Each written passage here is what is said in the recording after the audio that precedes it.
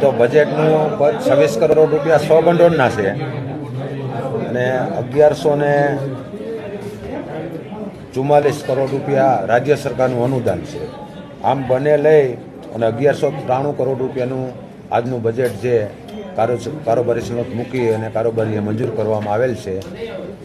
સામાન્ય રીતે આ બજેટ અત્યારની જે જોગવાઈ આવક જાવકનું હોય, પરંતુ નવા બજેટની અંદર પણ હજી વધારાની પણ જોગવાઈ રાજ્ય સરકારના બજેટની અંદર આવી શકતી હોય.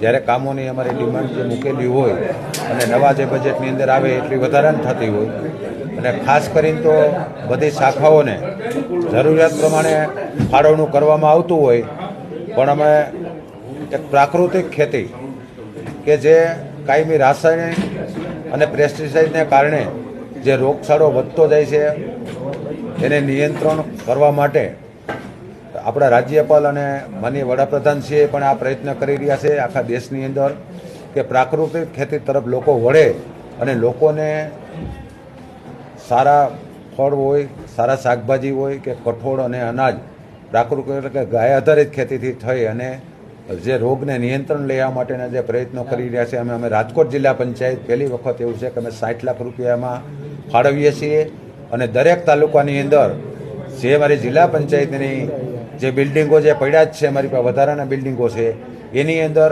અમે એક વેચાણ કેન્દ્ર માટે ખેડૂતોને એક સુવિધા આપશું, શેડ બનાવીને થોડી વ્યવસ્થાઓ આપીને કે પોતાની પ્રાકૃતિક ખેતીનો જે ઉત્પાદન કરી રહ્યા હોય એના વાર નક્કી કરી અને ત્યાં વેચાણ પણ કરી શકશે. એના માટેની અમે સુવિધા આપવાના છીએ અને અમારી સખી મંડળો દ્વારા પણ અમે એનું વેચાણ કેન્દ્રો શરૂ કરાવી એના માટેનો અમે એક મુખ્ય પ્રયત્ન રજૂ કરેલ છે. સિવાય સભ્યોની ગ્રાન્ટમાં વધારો થવાનો આમ તો ગયા વખતે 30 લાખ રૂપિયા એક સદસ્યને પોતાના વિસ્તારની અંદર વિકાસ માટેની જે ગ્રાન્ટ ફાળવવામાં આવી હતી.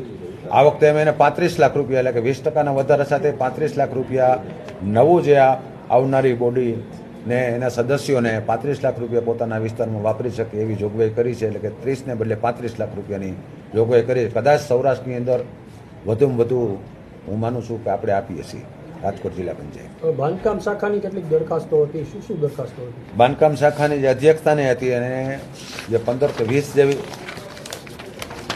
25 જેવી જે દરખાસ્ત 24 હતી એમાં બધાએ જે કામો ખાસ કરીને તો પંચાયત ઓફિસો અને તલાટી આવાસ એને આપણે સાથે લઈ અને જે એવા 96 જેટલા જિલ્લાની અંદર ખૂટતા હતા જે ગ્રામ પંચાયત બિલ્ડિંગો એના માટેના 96 જેટલાને આજે મંજૂરી આપી અને જે ઘટતા હતા એ પૂરતા કરીશ.